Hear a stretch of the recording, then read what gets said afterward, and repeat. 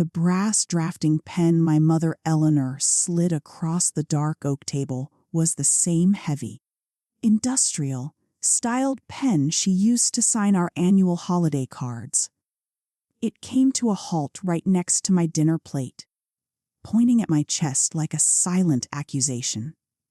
Across the dimly lit dining room sat 3 corporate attorneys I had never met before in my life. Their expensive leather portfolios were open. Their legal pages fanned out under the low, amber light of the chandelier. My mother always insisted on keeping dimmed. My father Walter refused to meet my gaze, staring down at his empty hands. Beside him, my sister Audrey wore a self-satisfied smile, the exact expression she used when looking at a designer price tag she knew someone else was going to pay for. My mother Eleanor folded her manicured hands, leaned forward over the table, and uttered the threat she had undoubtedly been rehearsing all week. "Put your name on this, Gemma, or watch us lose everything." I stared at that brass drafting pen for what felt like an eternity. I did not reach for it. Instead, I quietly delivered the truth I had been holding back all evening. Within 60 seconds, that dining room cleared out as though someone had pulled a drain plug. But to understand how I found myself sitting across a table from 3 aggressive strangers with a stack of legally binding documents, you have to go back to the morning I finally gathered the courage to tell my family no.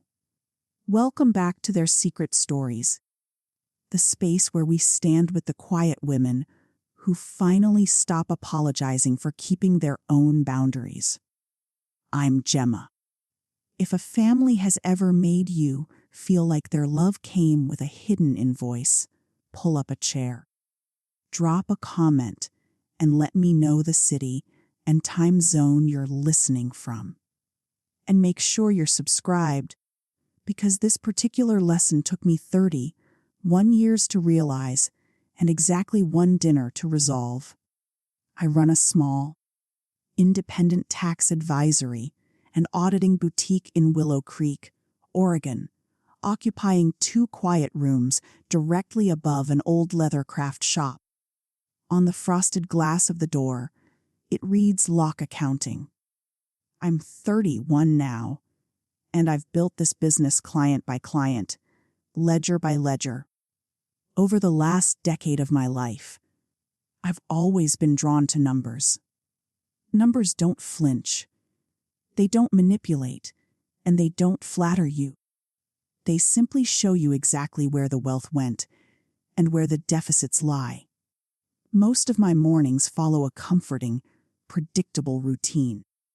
Coffee with Grant, the vintage radio playing softly in the background, the familiar scent of toner and old paper.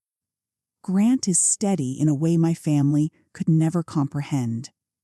Steady doesn't interest people who are constantly chasing the next dazzling illusion. He'd butter his toast, looking across the table, asking about my schedule, as if my daily life actually mattered to him. I would pretend that this was normal, that everyone experienced this quiet respect.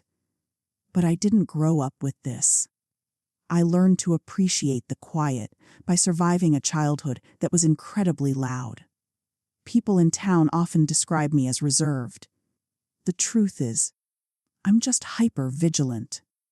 When you spend your formative years absorbing other people's self-inflicted emergencies, you become highly skilled at scanning the horizon for the next storm before it makes landfall. So, when my phone vibrated on that Tuesday morning and my mother's name illuminated the screen, my chest tightened before I even processed the call.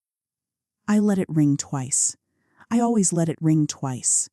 It was a tiny, private act of defiance that no one else could see. Then I answered, because that was the other rule they had successfully drilled into me: family always comes first. which meant you picked up the phone regardless of what you were currently doing. Gemma. Sweetie. My mother's voice chirped.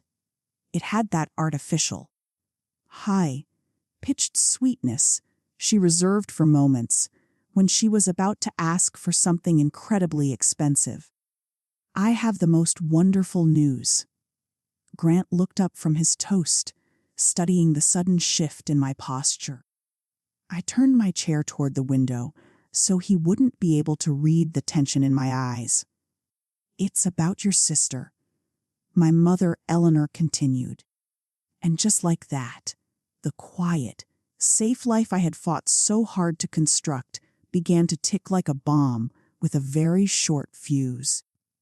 Audrey was engaged to Bennett Montgomery, a sign of the Montgomery family. They owned half the commercial real estate in our county and had their family name carved into the limestone wing of the local community sports complex. My mother pronounced his surname slowly, with the kind of reverence you reserve for fine crystal. I told her I was happy for Audrey, and for the most part, I was. We are going to do this properly, my mother Eleanor declared. A magnificent wedding. Something this family can finally hold its head up for. I immediately picked up on her choice of pronoun. We. In our household, we was a garment that only ever expanded to fit one person's agenda. How magnificent are we talking, Mom? I asked. She laughed, a light, dismissive sound. 75,000, give or take. The Montgomerys are being incredibly gracious, but tradition dictates that the bride's family hosts. That's just how things are done, Gemma. I sat frozen. $75,000 was more than my parents had cleared in net income in any single year I could remember. It was, I knew without a doubt, a financial target aimed directly at my bank account. And you know how your father and I are currently stretched. She went on, her tone shifting to a breezy, casual register, as if she were discussing the afternoon weather. But you've done so incredibly well for yourself. You've always been our responsible girl. Responsible. For 31 years, that word had been a leash wrapped around my neck, disguised as a compliment. Mom, look, I began. Gemma? Her voice dropped by a perceptible, chilling degree. Family doesn't keep a tab. There it was. The exact sentence she utilized whenever the mathematical reality of a situation stopped working in her favor. She had been repeating that phrase to me since I was 16 years old. And every single time she said it, it meant the exact same thing. It meant I was expected to pay. I told her I needed time to review my business accounts. She took that hesitation as an absolute agreement, hanging up the phone to immediately begin booking high-end florists. I set the phone down on my desk and stared blankly at the screen. Grant didn't pry.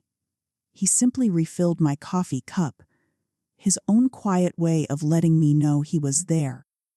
I was 16 the first time I settled a debt that did not belong to me. My father Walter's local custom woodworking shop had been faltering for over a year, though no one dared use a word so harsh at home.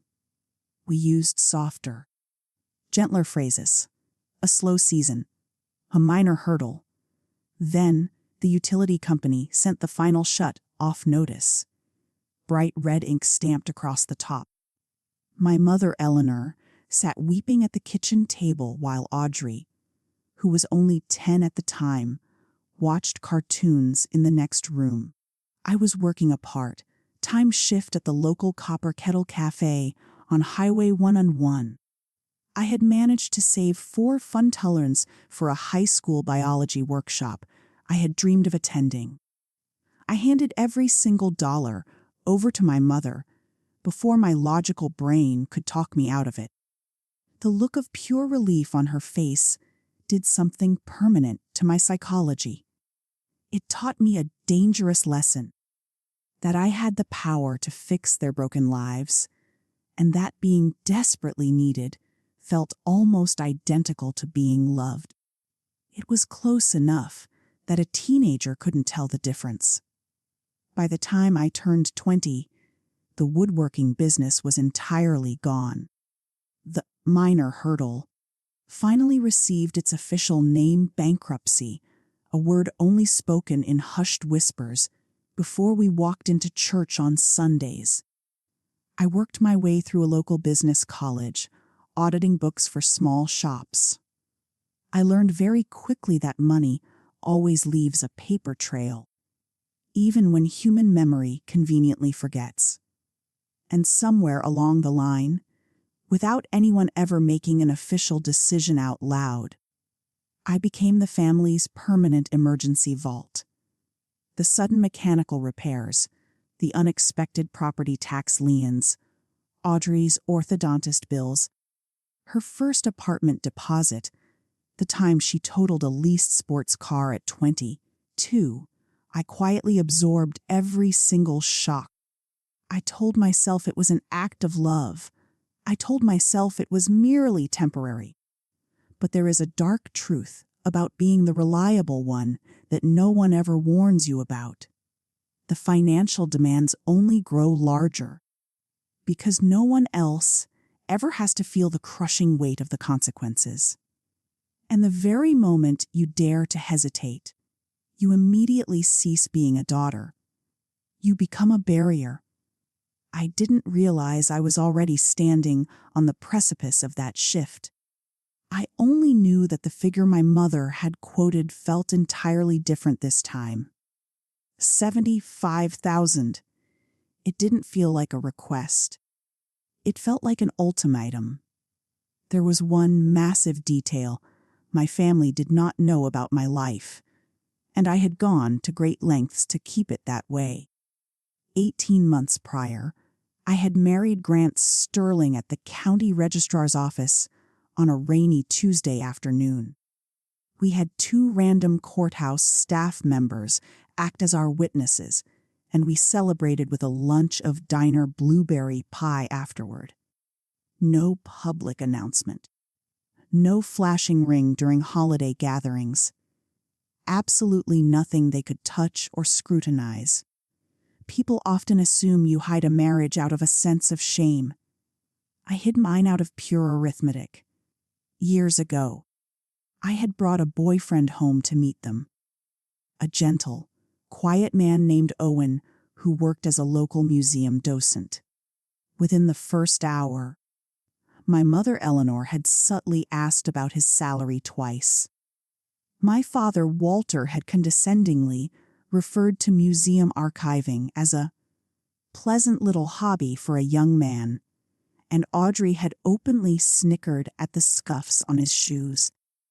By the time dessert was served, they had structurally dismantled him like a low-value asset and deemed him entirely unworthy. He never called me again.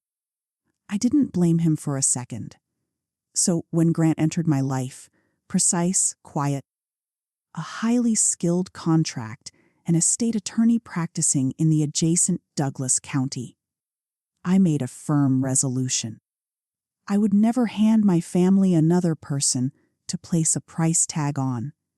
They had met him once, incredibly briefly, and had instantly dismissed him as a temporary clerical phase I was going through. I happily let them run with that assumption. It was infinitely safer that way. Grant understood my boundary completely. He came from a family that demonstrated affection by quietly repairing a loose step before anyone could trip on it, not by maintaining a ledger of what they were owed. He never pressured me to bring him into the fold. He only told me once, "When you are ready to stand up to them, I will be standing right beside you." That evening after my mother Eleanor's phone call, Grant sat across from me at our kitchen table, quietly asking what I wanted to do. I don't know, I admitted, rubbing my temples. Part of me just wants to write the check to make the noise stop. He nodded slowly, letting the silence settle. Then, he offered a perspective I had been conditioned never to entertain. Or, you could investigate what that money is actually being used for. I almost laughed. I am a professional auditor. I spent my entire career tracking down receipts. I had just never thought to audit the people who raised me. 3 days later, my mother Eleanor summoned me to the family home for what she described as a wedding planning coffee. I drove the 15 minutes across town, my grip too tight on the steering wheel.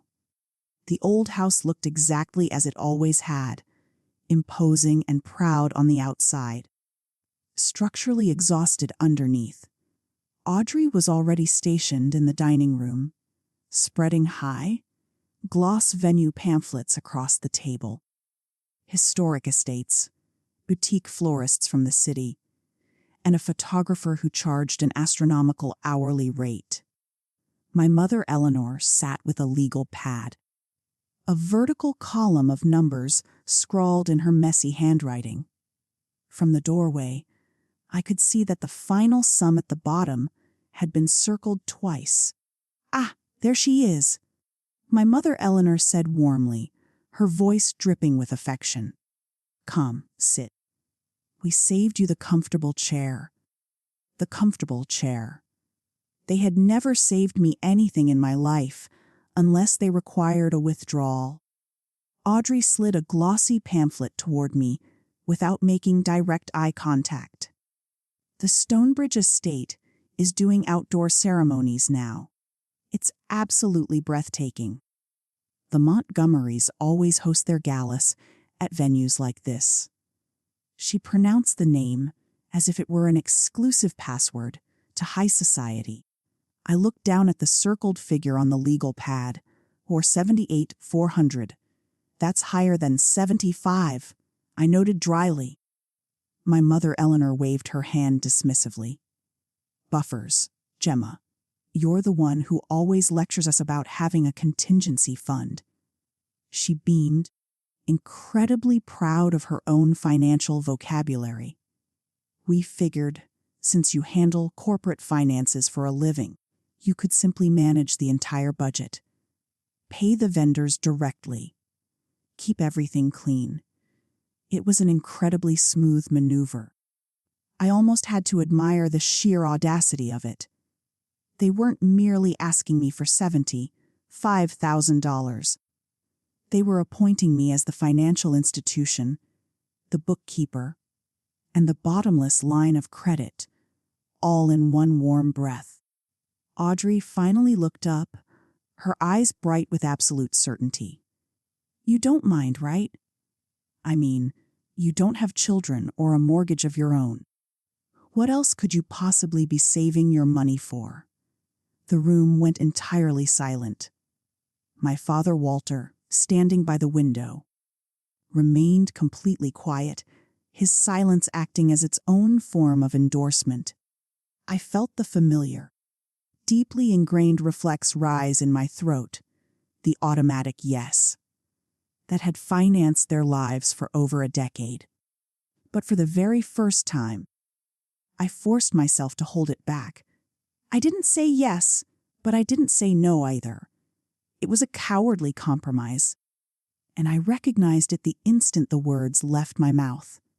Let me review these figures, I said quietly. I'll get back to you by the end of the weekend. My mother Eleanor's face lit up as if the funds had already cleared. Audrey immediately returned to her venue photos, the matter entirely settled in her mind.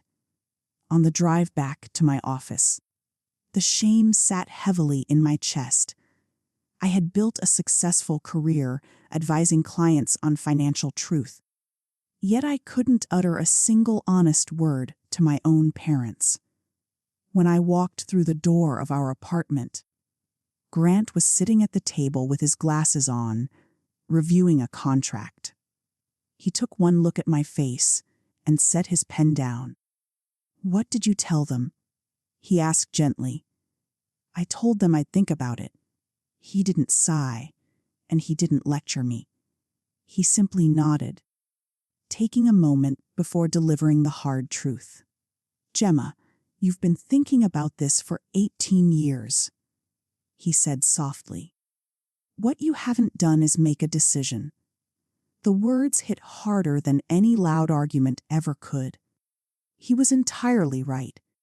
I had been thinking about it my entire adult life. Every single time that phone rang twice. Thinking was just the convenient word I used to delay the inevitable surrender. I sat down across from him. If I tell them no, they will make me out to be the villain of this family. My mother Eleanor will call everyone. Aunt Martha, the entire congregation.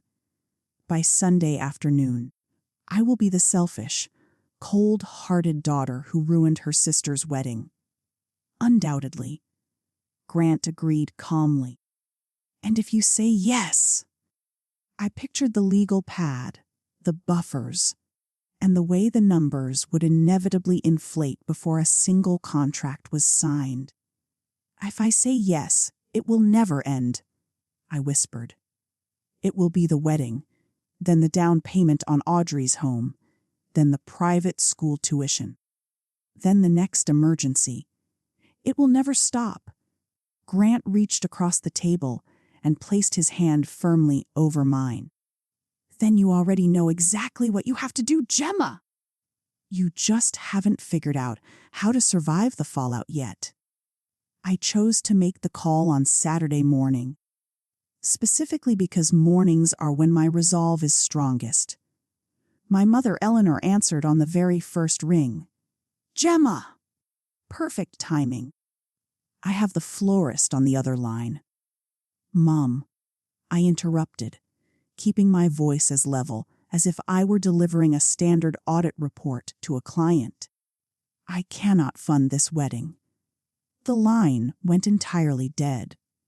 The only sound was the rhythmic ticking of the kitchen clock she had owned for 30 years. "I am more than happy to contribute toward a specific, reasonable gift," I continued, maintaining my professional composure.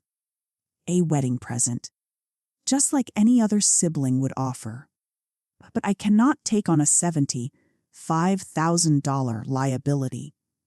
That is not a number I can carry, and it is entirely unfair of you to ask me to carry," she repeated, her voice suddenly dripping with venom. "It is your only sister's wedding. Gemma, I am well aware of that. Mom, after everything this family has sacrificed for you, I wanted to ask her to write down that list of sacrifices. I didn't." There was a muffled rustle on the other end, a hand cupping the receiver, followed by hushed, frantic whispering. Then Audrey snatched the phone, her voice sharp and vicious. "Are you actually serious right now? You are really going to do this to me?" "I am not doing anything to you, Audrey." "Yes, you are. You have all that money sitting in your business, and you are actively choosing to humiliate me in front of Bennett's family. Do you want to know what your problem is, Gemma? It's just money. You're the only person in this family who actually counts it." That single sentence summarized our entire history. The cafe shifts, the dental bills, the security deposits, the totaled sports car. All of it quietly counted and resolved by exactly one person, who was now being branded as the villain simply for keeping track. "Yes," I replied coldly. "I count it. That is quite literally my job." She slammed the phone down. My mother Eleanor didn't attempt to call back. The silence that followed was deeply tactical. I knew how they operated. In our family, silence was never a sign of peace. It was the quiet before a coordinated assault.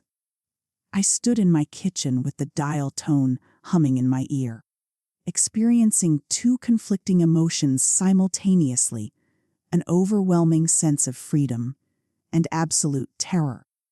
I knew them too well to believe that a simple no would be the end of it. The campaign of manipulation began within 24 hours. Aunt Martha called under the guise of being deeply concerned about my mental state, the standard opening move for a family guilt trip. My cousin sent a lengthy text message about how blood is infinitely thicker than any banking spreadsheet. A prominent member of our church left a gentle, clearly coached voicemail detailing the spiritual importance of family unity. My mother, Eleanor, had mobilized their entire social network faster than any professional PR firm could have. That was the detail that made me pause. I had delivered my refusal on Saturday morning. By Sunday evening, a dozen people who had never once shown an interest in my professional life suddenly held incredibly strong opinions about my lack of generosity. It was too rapid, too coordinated. People do not mobilize with that level of urgency over hurt feelings. They move that quickly when they are racing against a hard deadline. I sat at my desk that night, putting aside my emotions to focus on what I do best. Analysis. Why 75,000 exactly? And why right now? Audrey and Bennett had only been engaged for a matter of weeks. No official date had been set yet. My mother, Eleanor, was behaving as though the capital had to be secured immediately, as if the wedding itself wasn't the ultimate destination, but rather the trigger for something far larger. I opened a blank page in my notebook and wrote a single question at the top. What is this money actually being used for? Directly beneath it, I jotted down a second query. Why do they require it immediately? Months before any wedding can take place. Grant walked into the office around midnight, reading the two questions over my shoulder. He didn't offer any empty platitudes. He simply looked at me and said, "You aren't analyzing this like a daughter anymore. You're analyzing it like a forensic accountant." "Is that a bad thing?" I asked. "No," he said, pulling up a chair. "It's the first smart thing this family has forced you to do in years." Outside, a car slowed down in front of our house before speeding away. My skin prickled. The gears were turning, and I still couldn't see the full mechanism. I had managed my parents' tax filings for years, so I believed I understood their financial reality better than anyone. Or, at least, that's what I had assumed. The following morning, I pulled their past files from my archives. Something about the timeline didn't align. 18 months prior, I had helped my mother Eleanor organize the ledger for her local charities building fund. At the time, I had noticed a new financial encumbrance on their home, a refinancing. She had quickly brushed it off as your father Walter's idea for a lower interest rate. I had let it go. You tend to let a lot of things go when it comes to family. Now, looking at the documents with entirely objective eyes, the refinancing hadn't lowered their rate at all. It was a cashed-out home equity line of credit, a second mortgage. I leaned back in my chair. My parents, who claimed they couldn't afford a wedding, had quietly borrowed a massive sum against the only asset they owned outright. And yet, I had never seen that capital manifest. No home renovations, no new vehicles, no travel. Where had the cash gone? A legitimate business leaves a clear trail of cash flow. A family hides their financial disasters in shame and calculated excuses. I built a fresh spreadsheet. I input their known income against estimated expenses, and a massive deficit opened up in the center of the screen. A gap of tens of thousands of dollars that had absolutely no logical explanation. My father, Walter, had been working minor consulting jobs since his bankruptcy, but nothing that could account for this level of hemorrhage. I stared at that deficit until my coffee went cold. Whatever had swallowed that capital was still hungry. And now, they urgently needed $75,000 from me before a wedding date was even finalized. The silhouette of a massive deception was taking shape in the shadows. My phone rang. It was my father, Walter. He had never initiated a phone call to me in my adult life. His voice was overly warm, his tone heavily rehearsed. "Gemma, sweetheart, your mother and I feel absolutely terrible about how that Saturday conversation went." I waited, refusing to fill the silence. "We don't want financial matters to cause a rift between us," he continued smoothly. "Family doesn't keep a tab, Gemma. You know that." The repetition of the phrase felt like a psychological drumbeat. "I appreciate you saying that, Dad," I replied, keeping my voice neutral. "Listen while I have you on the line," he said, transitioning into his pitch so seamlessly I almost missed the pivot. "Tax season is approaching, and I'm setting up a consolidated family, filing this year to streamline a few things. Could you shoot me your Social Security number and that old W-9 form from when you helped me with that consulting project a few years back, just for the administrative paperwork?" Every muscle in my body tensed. My father, Walter, had never executed his own tax filings correctly in his entire life. I had handled them for him for a decade. There was no such thing as a consolidated family filing. There was absolutely no legitimate reason on earth he would require my Social Security number and an old, signed tax document. "Why would you need my SSN for your filing, Dad?" I asked, keeping my tone exceptionally light. There was a distinct, heavy pause on the other end of the line. "Oh, you know how these modern accounting systems are." The CPA insisted on it. He wasn't using a CPA. I was his accountant. "Tell you what," I said. "Have your CPA email me the specific request directly, and I'll handle my portion of the documentation from my office. It's much cleaner that way." His tone sharpened. "It's really much easier if you just text it to me, Gemma. I don't send sensitive identification numbers over text or email, Dad." Professional hazard. He dropped the subject too quickly, and that sent a bolt of pure panic through me. We hung up with polite, empty pleasantries.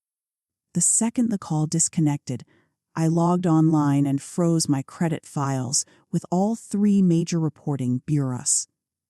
Then, I sat in absolute silence. There is only one reason a cash-strapped man asks his daughter for her Social Security number and a signed, historic tax form. He is attempting to put her name on a debt. That night, I laid out all the evidence across our kitchen table for Grant. The second mortgage, the unexplained deficit, the wedding with no date, my father Walter's desperate request, and my frozen credit reports. Grant reviewed the materials with the cold, calculating eye of a seasoned attorney. He took off his glasses, rubbing the bridge of his nose. "Gemma, I'm going to speak to you as a lawyer right now, not as your husband," he said seriously. "What you are describing, the coordinated family pressure, the emotional guilt, the manufactured urgency, all designed to force you into committing capital or signing documents. is the textbook definition of undue influence. When this occurs within a family structure, the legal system takes it very seriously because families are precisely where trust is weaponized. I let the weight of that statement sink in. And the request for your SSN. His jaw tightened. That is incredibly alarming. If your father, Walter, is attempting to bind your name to a major liability, an old signed document and your identification number could be used to make it appear as though you consented to the transaction. Keep a record of everything. Save every text message. Do not sign a single piece of paper, no matter how harmless it appears. I've already frozen my credit, I said. Good. That was highly tactical. For a brief second, I felt a sense of relief. I had a defense, a highly competent partner, and a clear paper trail. Then, my phone buzzed on the table. It was an unrecognized local number. I swiped to answer. Hello. Is this Gemma? A polite, professional voice inquired. I'm calling from Cascade Trust to verify a few outstanding details on a joint commercial loan application listing you as a co-borrower. The kitchen went deathly quiet. Grant watched my expression freeze. I'm sorry, I said, my voice remarkably steady despite the adrenaline surging through my veins. A joint loan application. Yes, ma'am. It was submitted late last week. We are just conducting final verification before we move the documents forward to the signing phase. I had never applied for a loan. Yet, the machinery was already in motion, merely waiting on a signature I had never agreed to provide. I kept the representative, Evelyn, on the line, asking detailed questions to gather as much information as possible. Can you tell me who the primary borrower is on the application? I heard the clicking of a keyboard. I'm sorry, Gemma. Due to privacy regulations, I can't share the other party's full financial details over the phone. But you are officially listed as the co-borrower and primary guarantor on the commercial application. Guarantor, the word my entire body had been bracing for. I never authorized this application, I said clearly. I want this file frozen immediately. Evelyn's tone instantly shifted to one of professional caution. I understand, ma'am. However, because the application is currently in active processing and requires both named parties to resolve, I cannot simply cancel the file over the phone without verifying your identity in person at our local branch.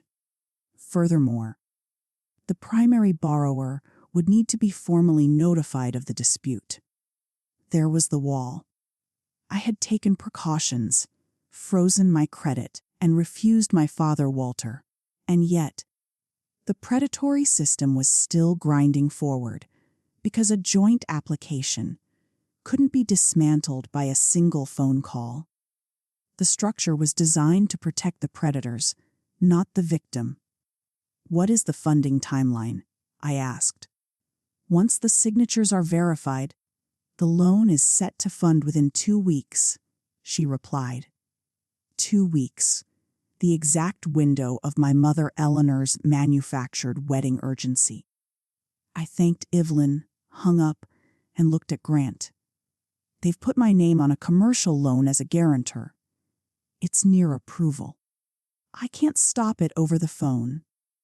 Grant was already pulling a legal pad toward himself, that familiar, calm courtroom composure settling over him. Then we don't stop it over the phone, he said, his eyes locking onto mine. We locate the physical application. We document the absolute lack of consent, and we dismantle whatever trap they've constructed. He paused, letting his words carry weight. Gemma, you need to understand the reality of this situation. This is no longer a family disagreement. Putting your identification and name on a financial document without your consent is fraud. Actual, prosecutable fraud. I nodded slowly. I had spent my entire life keeping their receipts. Now, it was time to find the master copy. If you've ever discovered your own name on an agreement you never signed, tell me in the comments how you handled the betrayal. And make sure to subscribe to their secret stories. Because what I discovered next in my father, Walter's private office, is the part of this story I still have trouble believing. I needed to see that loan application with my own eyes. And I knew exactly where my father, Walter, kept the documents he desperately wanted to keep hidden. His home office was a converted spare bedroom at the back of the house. Inside sat a heavy, industrial gray filing cabinet that had somehow survived his bankruptcy. I couldn't just walk in and demand the files. That would tip them off, and the physical evidence would vanish. So, I did what I had spent 31 years doing. I made myself useful. I called my mother Eleanor, adopting her sweet, cooperative tone, and told her I had been reflecting on our conversation. I admitted I felt terrible about the tension and suggested we discuss smaller, manageable ways I could contribute to the wedding prep. "I knew you'd come around, sweetie," she purred, absolute victory in her voice. "Come over on Thursday afternoon. We'll sit down." Thursday was the perfect window. Every Thursday, my father Walter had a standing chiropractor appointment 2 towns over. He would be gone for the entire afternoon. I told myself I wasn't violating their privacy. I was an auditor retrieving financial documents that possessed my own name and identification on them. It was a fine line, but I walked it anyway. When I arrived at the house, Audrey was in the living room, surrounded by yards of white lace, trying on a designer veil in front of the mirror. She looked genuinely radiant. "Look," she said, twirling happily. "Bennett's mother selected it. It's authentic French lace." She looked so completely happy that a wave of guilt washed over me. Whatever was inside that gray cabinet was going to dismantle her fantasy too. And she had absolutely no idea. "It's beautiful, Audrey," I said. And I truly meant it. My mother Eleanor bustled out of the kitchen, thrilled to see me playing my assigned role again. "I'll just run back to Dad's office and grab his tax organizer," I said casually, already stepping down the hallway. He asked me to get a head start on his return. "Oh, you're such a good girl, Gemma!" my mother Eleanor called after me, without a single shred of suspicion. That was the utility of being the responsible daughter for 3 decades. No one ever questioned your motives when you walked toward the finances. I closed the office door behind me. My hands were perfectly steady. Bookkeeper's hands.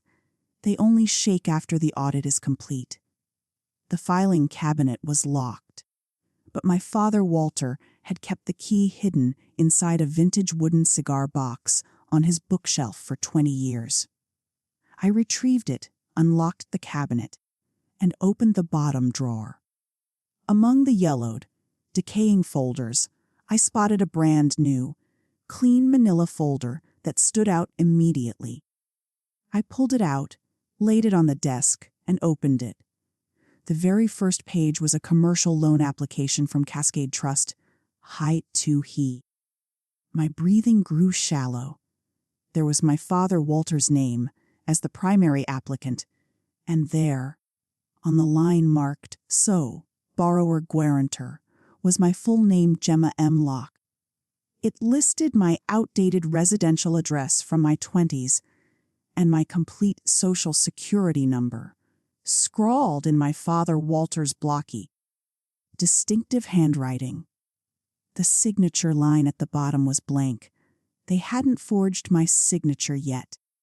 They were planning to secure it on Thursday evening, slipping it into a massive stack of wedding vendor contracts during our planning coffee, while I was distracted by Audrey's excitement. Underneath the application was an official correspondence from the bank requesting the guarantor's signature to finalize a commercial line of credit for 130 zalozen, not 75,000. 130,000. The wedding was never the real figure. The wedding was merely the camouflage. I stood in that quiet office with the absolute proof of their betrayal in my hands. I finally understood my true value to this family. I wasn't a daughter, and I wasn't even an emergency fund. I was a clean credit rating they could mortgage once they had entirely ruined their own. I retrieved my phone, photographed every single page of the document, and returned the folder to the drawer exactly as I had found it. I locked the cabinet, returned the key to the wooden box, picked up the actual tax files, and walked back out to the kitchen with a calm smile. I told my mother, Eleanor, I'd see her for dinner on Friday, and I walked out to my car. The moment I shut the car door, my hands finally began to shake. I drove straight to my office, spreading the printed photos of the documents across my desk. I forced myself to analyze them with cold, professional objectivity. Two distinct realities sat side by side. First, my parents were desperate enough to commit identity fraud against their own child. Second, Audrey's wedding was the delivery mechanism, a highly emotional, celebratory event designed to mask the sound of a financial vault being emptied. But why 130,000? The home equity line of credit explained part of their financial deficit, but not all of it. There was still a massive, gaping hole in their personal accounts. I recalled Audrey twirling in her French lace veil, marrying into the wealthy Montgomery family. I thought of my mother Eleanor's frantic urgency, and a much darker theory began to take shape. What if the marriage itself was part of the financial projection? The Montgomerys possessed generational wealth. My mother Eleanor spoke of them the way a drowning sailor speaks of a life raft. I called Grant. "I have the documents," I said, my voice tight. "It's worse than we anticipated. It's 130,000, and the wedding is tied to a much larger scheme. Come home." Grant replied, his voice calm and grounding. "Bring the evidence. We build our defense tonight." We worked at our kitchen table until 2 a.m. Grant constructed a comprehensive legal file.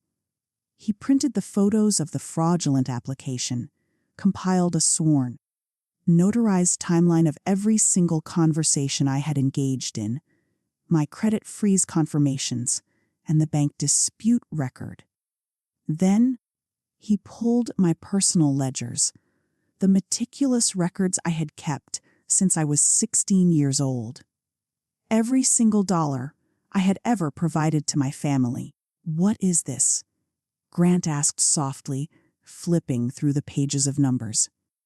"It's the proof," I said, "that I have been their financial institution since before I was old enough to vote." Grant studied the pages. "Gemma, this is the most critical piece of evidence we have. Not because of the monetary value, but because it establishes a clear, undeniable pattern of exploitation. It proves that when they say family doesn't keep a tab, they only mean you aren't permitted to count it. You kept an honest record. They kept a fraudulent one." The final piece of the puzzle fell into place 2 days later. At a bridal shower luncheon I had been forced to attend, Audrey had 2 glasses of Chardonnay and became incredibly talkative.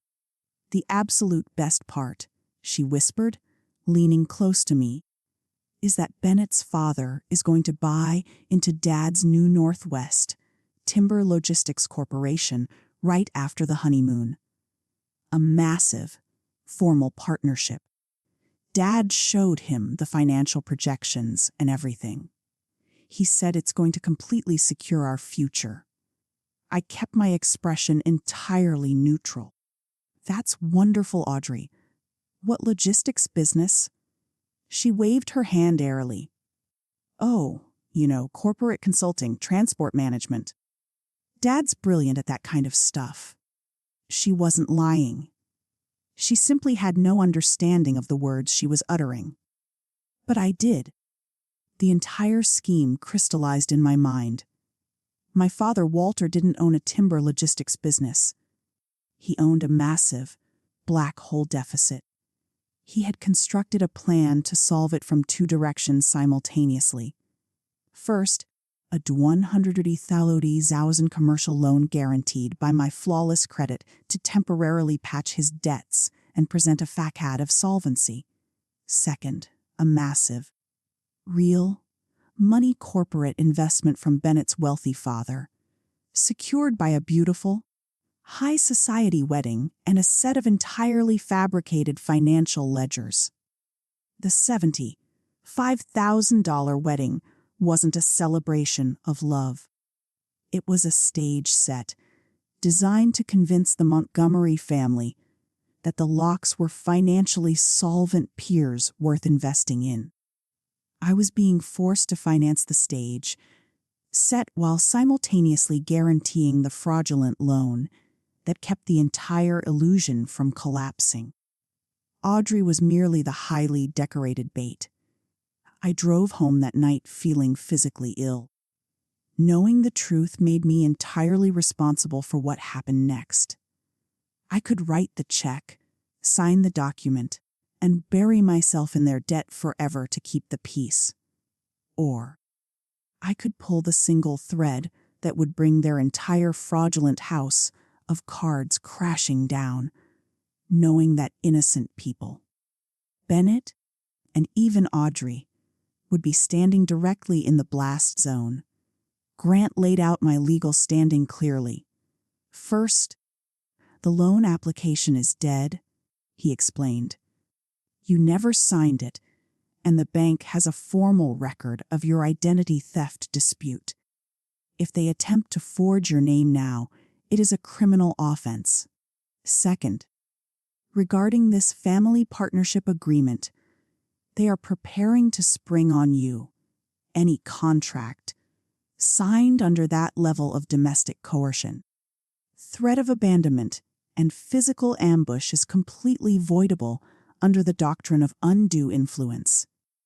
I looked at Grant, this brilliant, steady attorney whom my family had written off as a low-level clerical worker, and for the first time in weeks, the dread in my chest dissipated. I felt entirely ready. All they had to do now was invite me to dinner. The invitation arrived on Sunday evening, delivered in my mother Eleanor's most melodic, maternal register. "Gemma, sweetie, we want to host a beautiful family dinner. Just the core family. Let's clear the air. Your father, Walter, has been so incredibly heartbroken over the distance between us, and we simply hate this tension." She paused, her voice dropping to a casual whisper. "And we have a few pieces of wedding paperwork we should look over together, just to keep everything organized. You're so wonderfully talented with those details, wedding paperwork, wrapped in family affection." I looked across the room at Grant. He nodded. "I'd love to come, Mom," I said warmly. "What day?" "Friday evening, 7 o'clock. I'm preparing your favorite roast chicken." Friday. The absolute end of the bank's 2-week processing window. It was the final possible day to secure my signature before the loan application expired. Everything they had planned converged on one signature, on one night, at one dinner table. They had selected the classic weapons. The favorite childhood meal, the comfortable chair, the low. Nostalgic lighting, a highly calculated performance of maternal love designed to make any refusal look like absolute cruelty. "Should I bring anything?" I asked. "Just yourself, sweetheart," my mother Eleanor replied. "Just family." When I hung up, Grant wrapped his arms around me. "You don't have to walk into that room, Gemma. We can handle this entirely through formal legal correspondence. You never have to sit at that table again." "No," I said, looking him in the eyes. "They designed this dinner to corner me. I am going to sit in their chair, eat their food, and let them spring their trap. And then I am going to introduce them to my husband." We spent the week preparing with the meticulous precision of trial attorneys. Grant generated 3 identical copies of the entire file, the fraudulent loan application with my scrawled identification, the bank correspondence detailing the 130 Zalozin figure, my credit freeze verifications, and my bound personal ledgers representing 16 years of financial exploitation. He also drafted a formal representation letter on his law firm's letterhead, stating explicitly that I had never authorized any financial obligation, that any signature obtained under domestic coercion would be immediately contested as void due to undue influence, and that we were fully prepared to report the unauthorized use of my identity to Cascade Trust and federal law enforcement. "We don't lead with hostility," Grant advised. "We'll lead with absolute, quiet facts. The legal documentation simply ensures those facts are permanent." The most difficult element of the situation wasn't the legal battle, it was Audrey. She kept sending me excited texts about floral arrangements and song selections.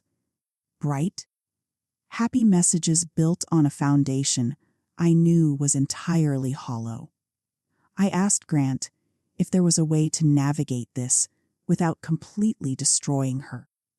"You cannot control the cost of the truth to other people, Gemma," he said gently. "But you can choose to deliver it without cruelty. There is a vast difference between allowing a fraudulent structure to collapse naturally and actively burning it down." 2 days before the scheduled dinner, Audrey burst into my office.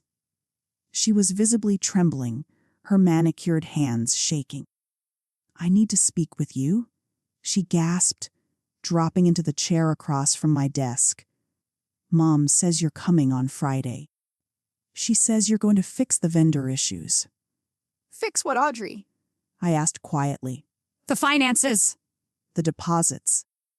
The venue coordinator is threatening to cancel our date. The florist is demanding a credit card, and everyone keeps telling me it's handled. But absolutely nothing is being paid. I am the one looking completely insane to Bennett's family." I looked at my younger sister. For a brief second, she wasn't a spoiled manipulator or a willing participant in the scam. She was just a confused girl trapped in a household where money was a ghost that haunted everyone, but was never honestly discussed. "Audrey," I said carefully, "have you actually reviewed the wedding budget? The real invoices?" She blinked, confused. "Mom handles all of that with you." "I am not financing your wedding, Audrey.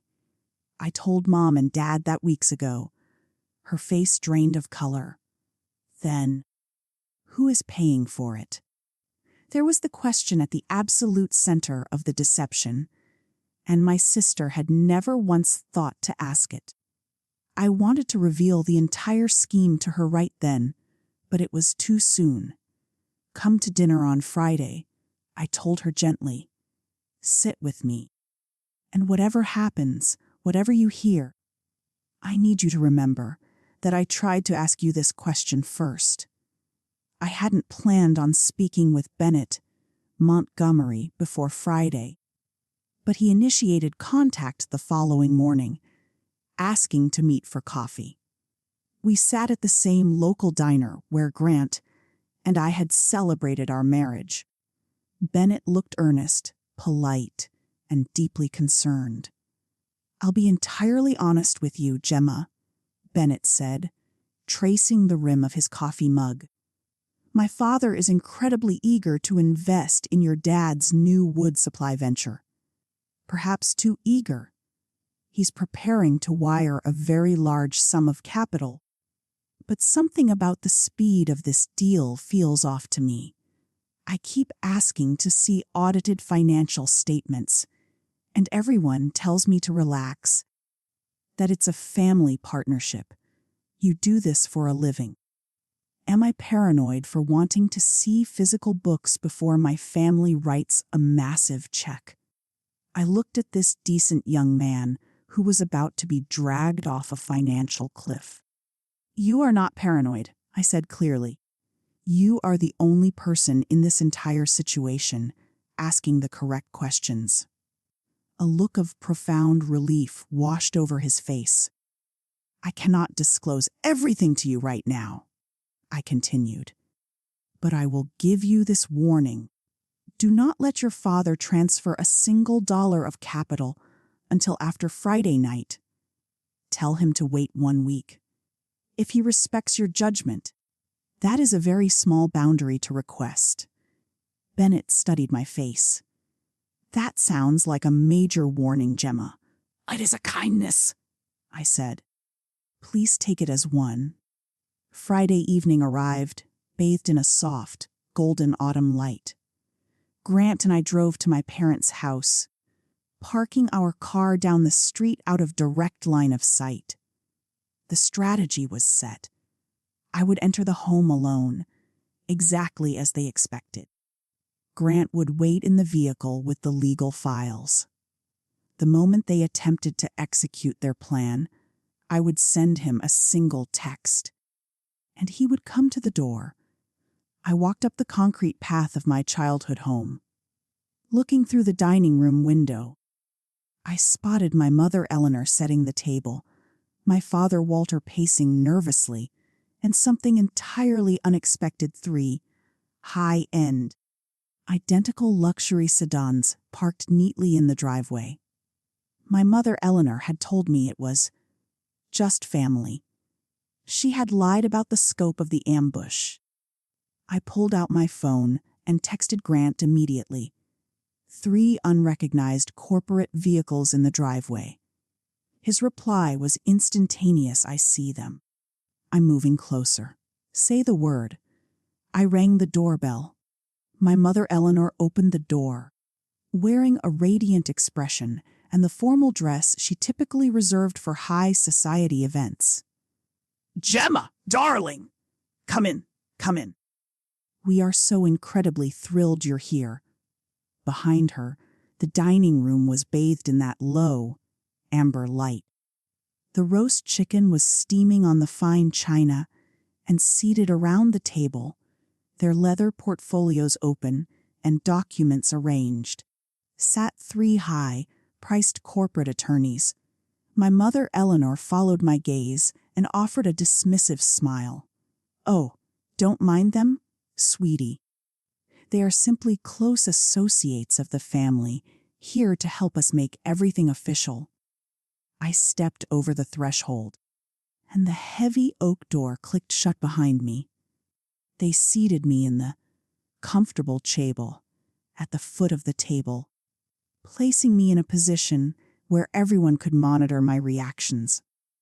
Audrey sat opposite me, looking incredibly pale and anxious, nervously spinning her engagement ring.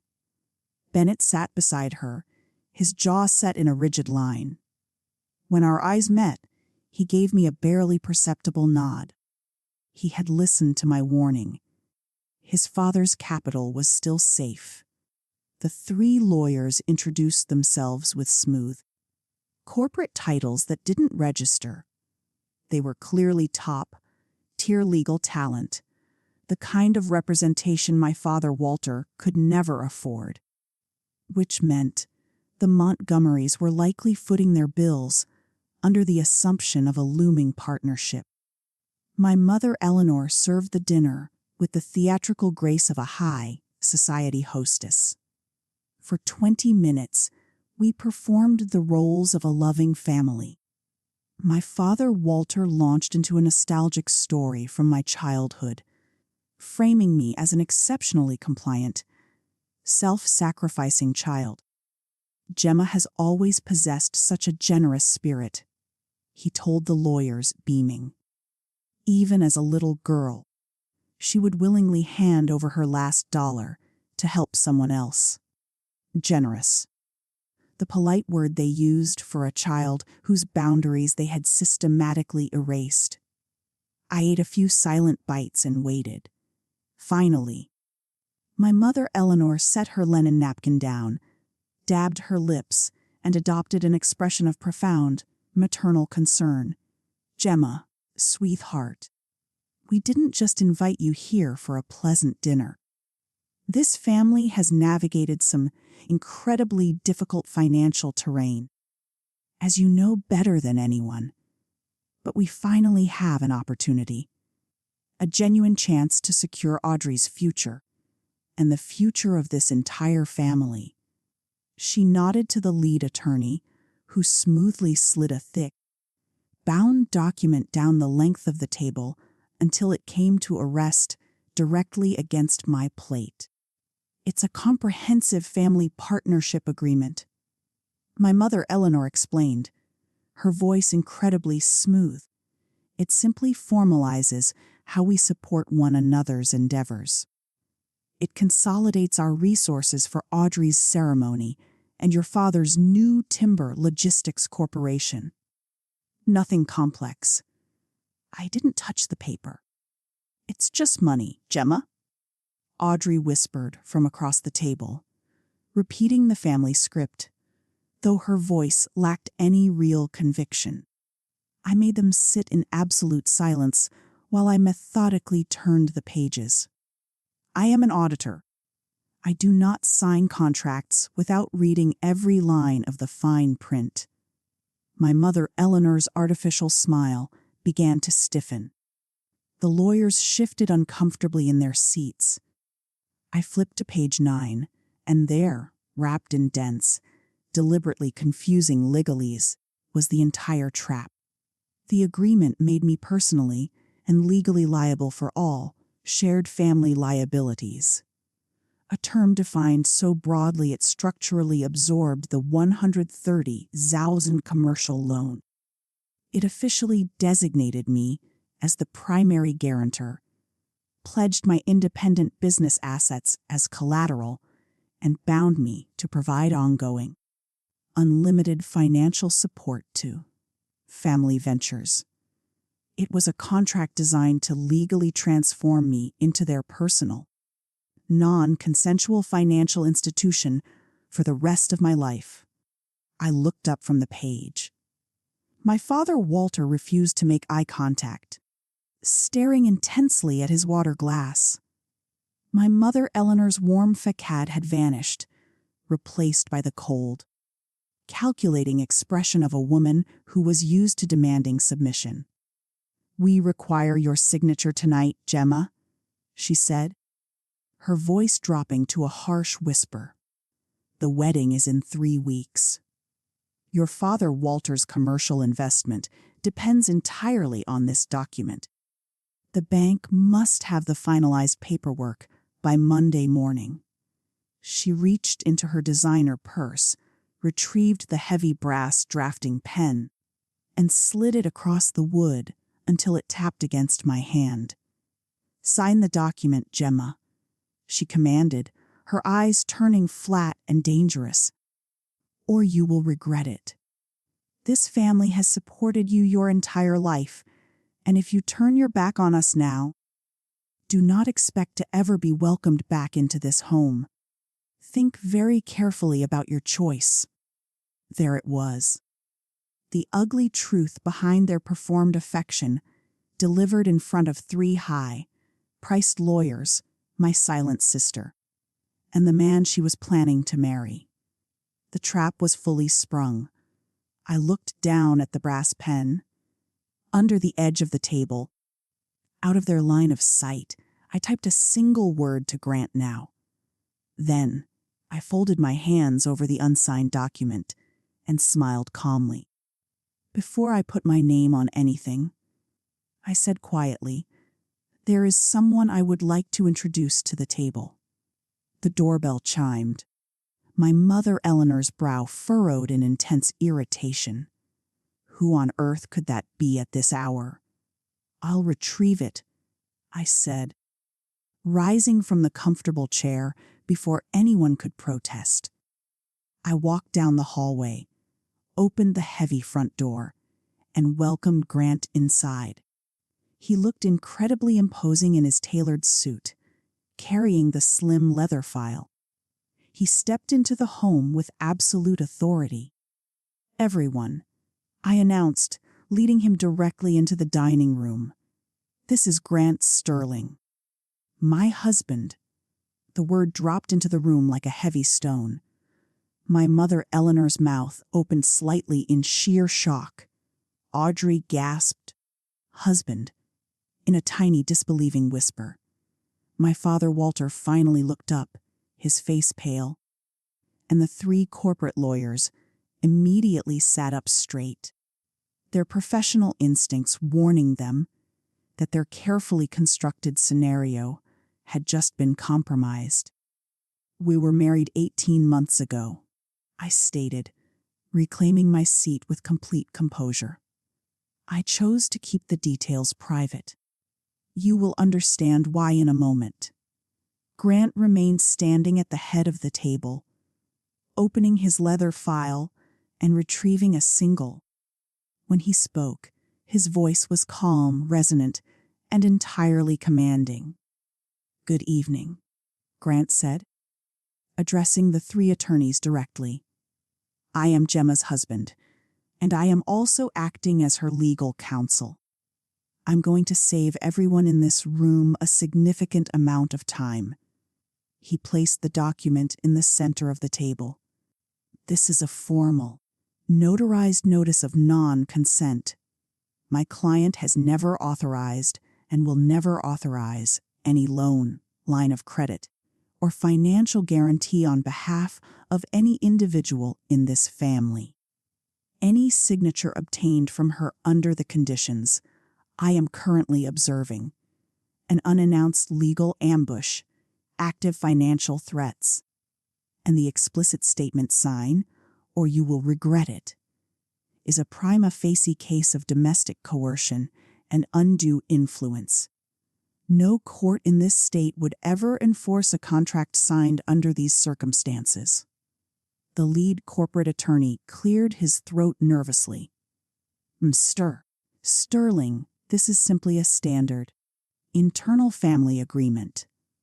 It is a legally binding contract pledging her independent business assets as collateral for a fraudulent $130,000 commercial loan." Grant interrupted coldly.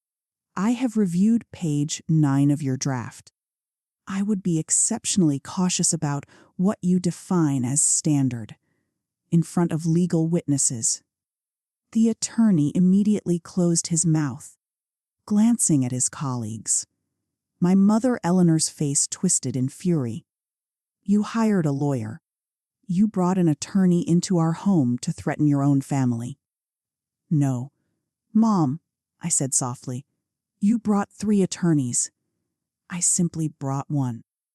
And I happened to marry him." The amber lighting in the room suddenly felt incredibly harsh, casting long, sharp shadows across the table. Everyone realized the power dynamic had completely shifted. I opened my own folder, retrieving the documented evidence. Dad. I said, focusing entirely on my father, Walter. He flinched at the sound of his name. 3 weeks ago. You called me requesting my social security number and an old W-9 under the guise of a consolidated family tax filing. I have the records right here. I laid the first document on the table. There is no consolidated filing. I have managed your taxes for a decade. I know your structure intimately. There never was an external CPA. I laid down the second document, the high-resolution photo of the loan application. This is a commercial loan application from Cascade Trust for 130,000. You are listed as the primary borrower, and here on the guarantor line is my full name, my old address, and my social security number, written entirely in your handwriting. The dining room went completely silent. Even my parents' lawyers were leaning forward to read the document upside down. The only element missing, I continued, is my physical signature, which you plan to surreptitiously secure tonight by slipping it into Audrey's wedding contracts while I was distracted. You attempted to use my identity to secure a massive commercial loan without my consent. Do you know what that is, Dad? It isn't borrowing. It is identity fraud. My father Walter's face was entirely gray. Gemma, please. Let me explain. I froze my credit files the morning after your call, I said, refusing to let him spin another narrative. I have the official confirmations right here. The compliance department at Cascade Trust already has a formal record of my dispute, filed days before this dinner. This loan was dead before I even walked through your front door. My father Walter sank back into his chair, looking incredibly old and defeated. I am not going to file criminal charges against you, I added, watching a brief flicker of manipulative relief cross his face. Not because you deserve mercy, but because Audrey and Mom would be legally and socially destroyed by the fallout, and I refuse to behave like you. But you will never touch my name, my credit, or my business again. Our professional relationship is entirely over. I turned my focus to my mother, Eleanor. She did not collapse like my father, Walter. Instead, she stood up, her face flushed with absolute rage. How dare you? She spat. How dare you come into my home and accuse us of crimes after everything I have sacrificed to give you a respectable life? Let's discuss the wedding. Mom, I said, my voice remaining incredibly calm. $75,000 for an outdoor estate, high-end florists, and designer photography. But it was never actually about Audrey's wedding, was it? I turned another page in my file. The wedding was the stage set. You desperately needed the Montgomery family to believe we were wealthy, solvent, and successful. Why? So Bennett's father would agree to invest a massive amount of capital into Dad's non-existent Northwest Timber Logistics business right after the ceremony. A business that only exists on paper, designed to fill a financial deficit I still can't see the bottom of. Across the table, Bennett went completely rigid. His eyes darted from me to my father Walter, to my mother Eleanor's pale face. The financial portfolios, Bennett said slowly, his voice laced with sudden realization. The business profiles your father showed my dad, the ones that looked so incredibly profitable. I would highly recommend having an independent forensic auditor review those portfolios, Bennett, I told him gently. I think you will discover they describe a business that exists entirely in his imagination. My mother Eleanor's voice cracked with desperate rage. You ungrateful, selfish girl! You have absolutely no concept of what it takes to protect a family's reputation when everything is crumbling around you. You think you're so much better than us because of your little auditing business and your secret husband. I think, Mom, I replied quietly, that you taught me a single rule my entire life family doesn't keep a tab. You said it every single time you wanted to extract capital from me. Every single time the math didn't favor your lifestyle. I stood up, holding my bound personal ledger for the entire room to see. You were right. Family doesn't keep a tab. That's why I had to do it. For 16 years, I kept an honest, meticulous record of every single dollar, every single loan, and every single broken promise. Someone in this family had to maintain the truth. It turned out to be me. My mother, Eleanor, stared at the bound ledger, completely silent for the first time in her life. Then she exploded into an incoherent torrent of tears, accusations, and frantic threats. I stood completely still in the center of the storm. The brass drafting pen lay untouched on the oak table between us. Just when I thought the betrayal had reached its limit, my mother, Eleanor, reached into her designer purse, pulling out a stapled stack of papers and throwing them violently across the table at me. "You think you have a case," she shrieked. "We have absolute proof of your consent. Your own words, Gemma!" One of her corporate lawyers leaned in to inspect the pages, then immediately recoiled, looking visibly disgusted by the tactic. I looked down at the papers, and my heart, which had remained so steady all evening, finally broke. It was a compiled dossier of my personal text messages to her, spanning over a decade. Printouts of messages where I had said things like, "Of course I'll handle the bill, Mom. Don't worry about paying me back. And I've got it covered. Just focus on feeling better."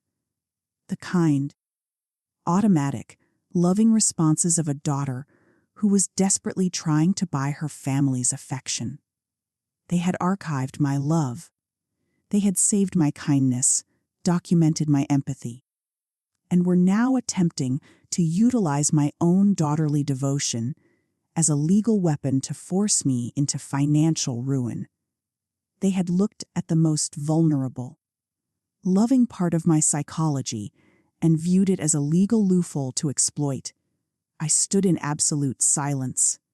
Grant started to interject, his legal instincts firing, but I gently placed my hand on his arm. I needed to deliver this final boundary myself. "You kept my love on file to use as blackmail," I said, my voice completely steady, even as the tears finally threatened to spill. "You looked at the only part of me that loved you unconditionally, and you saw an opportunity to exploit me. This isn't proof that I owe you a single dollar. This is the absolute proof of why I am walking away from you forever." Bennett Montgomery stood up, gathering his coat. He looked at my parents with an expression of profound disgust, the look of a man who had finally realized he was being viewed as a financial transaction rather than a human being. "You were going to commit fraud against my father," Bennett said, his voice cold and deliberate. "And you were going to use Audrey as the bait to execute it." He turned to Audrey, his expression softening with immense pain. "Did you have any knowledge of this, Audrey?" "No, Bennett." Audrey sobbed, her mascara running down her pale face. "I swear to you, I had absolutely no idea." "I believe you," Bennett said quietly. "But I cannot marry into a family like this. I cannot build a life in the middle of this level of deception." He paused, looking down at Audrey one last time. "I do love you, Audrey. But if you want to figure out who you actually are away from their influence, you know how to reach me. But I am leaving this house tonight." He turned to me, offering a sincere nod. "Thank you, Gemma, for the warning. You saved my family from a massive disaster. You're the only person in this room who didn't do anything wrong, Bennett," I said softly. He turned and walked out of the house. The heavy front door clicked shut behind him, and it was the cleanest, most peaceful sound that home had experienced in decades. Audrey collapsed into a chair, sobbing hysterically as the reality of her shattered life settled over her. She looked at our parents with a sudden, devastating clarity. "You used me," she whispered. "The dress, the venue, the Montgomerys. I thought you were finally taking care of me. I was just the bait for your scam. Audrey, darling, please." My mother, Eleanor, began, reaching out. "Don't touch me!" Audrey screamed, recoiling. She turned to me, her eyes red and swollen. "You tried to warn me at your office, Gemma. You asked if I had seen the budget. I assumed you were just jealous. I've called you such horrible things in my head." "I know," I said gently. "It's just money, Gemma," she whispered, her voice breaking on the old family phrase, though this time it was uttered as an actual question. "Is that really what you believed all those years? That you had to pay for us to love you?" "I believed," I said, "that if I kept settling your debts, you would keep me. I was entirely wrong about the math, Audrey. I just calculated it in the wrong direction." I looked at my younger sister. I wasn't going to erase decades of manipulation in a single evening, but I wasn't going to slam the door on her either. "When you are ready to look at your life with absolute honesty," I told her, "call me. Not for capital. I am entirely finished acting as your bank, but I will answer. I'll let it ring twice, and then I'll pick up." There was nothing left to say. The lead corporate attorney for my parents' team closed his leather briefcase with a sharp click. "If any portion of what has been disclosed tonight is accurate," he stated stiffly, "our firm cannot represent this family in any future transactions. We are officially withdrawing our services. I strongly advise you to secure independent legal representation and to never place your daughter's name on another financial document." The other two lawyers were already out of their chairs, eager to distance themselves from a situation that had rapidly transformed into a massive professional liability. My father, Walter, sat hollowed out in his chair, completely silent. My mother, Eleanor, stood rigid at the head of her table, desperately searching her mind for the emotional levers that had always worked. The guilt, the family obligation, the maternal authority, and finding every single one of them completely broken. Grant and I gathered our files, our documentation, and the bound record of my childhood devotion. I left their fraudulent agreement untouched on the dining room table. At the front door, my mother Eleanor made her final, desperate attempt to reclaim control, her voice trembling with manufactured fragility. "Gemma, if you walk out of this door, that is the end. You will no longer have a family." I stopped. I turned back and looked at the dining room. The comfortable chair, the low amber light, the cold roast chicken, and the people who had spent 31 years teaching me that my worth was defined entirely by my line of credit. "Mom," I said, and my complete lack of anger was the detail that truly terrified her. "I haven't had a family in a very long time. I've had a balance due." I opened the front door, stepping out into the cool, clean autumn night air with my husband beside me. My ledgers tucked safely under my arm, and walked into the beautiful, quiet dark. The aftermath was remarkably quiet, the way real consequences usually are.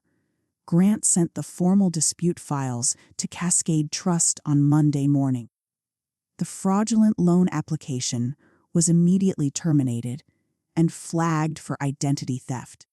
Faced with a flawless legal paper trail and a highly competent attorney's son in law, my father Walter didn't dare fight the decision.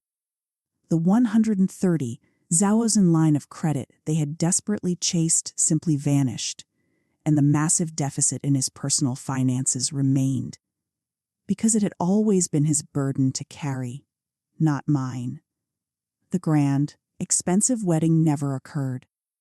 Once Bennett explained the situation to his father, the Montgomery family withdrew all interest in my father Walter's non-existent timber logistics business.